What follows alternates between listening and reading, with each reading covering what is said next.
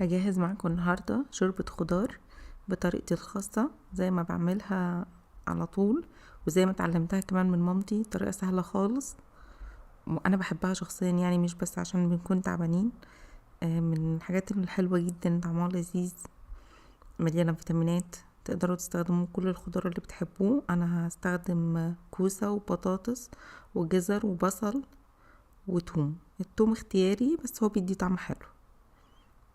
اول حاجة هقشر الخضار كله وهقطعه مكعبات متساوية. الخضروات اللي انا مختارها النهاردة دي تقريبا كلها بتاخد نفس التسوية، يعني هو الجزر يمكن اكتر حاجة بتاخد تسوية اكتر شوية، وعشان مش بنحب نحس بطعمه قوي او مش عايزين الولاد ان هم يحسوا بطعمه هنصغر حجمه، هيبقى اصغر حاجة في المكعبات، وهنسويه هو الاول لوحده.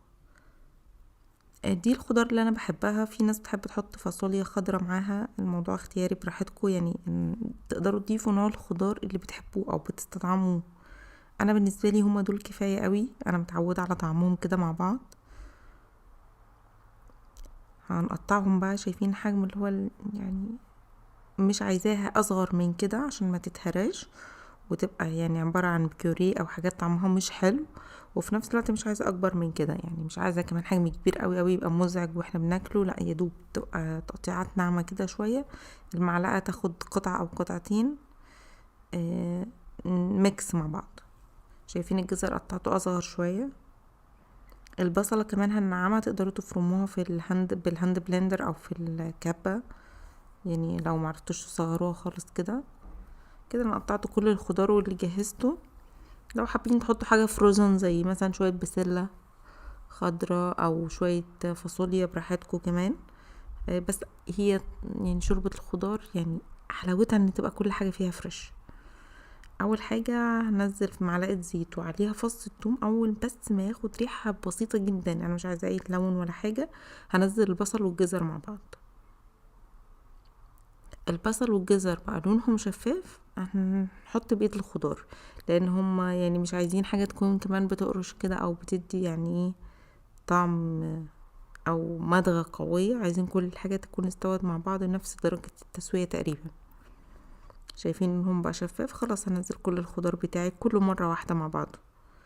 في الوقت ده كنت حطيت مية تغلي عشان مش عايزة حاجة تعطل التسوية. لو عندكم شوربة اللي هي شوربة لحمة شوربة فراخ طبعا هتبقى احلى واحلى. بس هي كمان شوربة الخضار بيبقى ليها طعم حلو، يعني كمان مرقة الخضار او شوربة الخضار بيبقى طعمها حلو. حط لها بقى ملح وفلفل اسمر. انا عشان ما فيش شوربة لا خضار ولا لحمة حطيت ربع معلقة من الهيل البودر ومكعب من مرقة اللحم.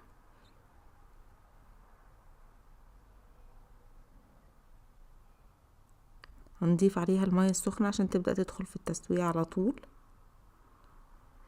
طبق خفيف قوي زيها زي شوربة العدس، زي شوربة لسان العصفور، من الحاجات اللي تقدروا تحطوها دايما على السفرة، يعني مش عشان بس زي ما بقول لكم تعبانين، بغض النظر عن ان احنا فعليا تعبانين دلوقتي. بس هو طبق لذيذ كله فيتامينات، مغذي جدا، حلو قوي يعني ان هو يعمل لنا سبورت كمان لو عندنا برد. مجرد ما بتغلي غلوتين 3 ونوطي عليها خلاص بتكون استوت، ويبقى عندنا احلى واطعم طبق شوربة خضار سهل وسريع يتحط على السفرة. زي ما بقول لكم طبق جانبي يتاكل لوحده، حد من الولاد تعبان، حاجة من الحاجات اللذيذة قوي. اتمنى تجربوه بالطريقة السهلة البسيطة دي ويعجبكم ان شاء الله.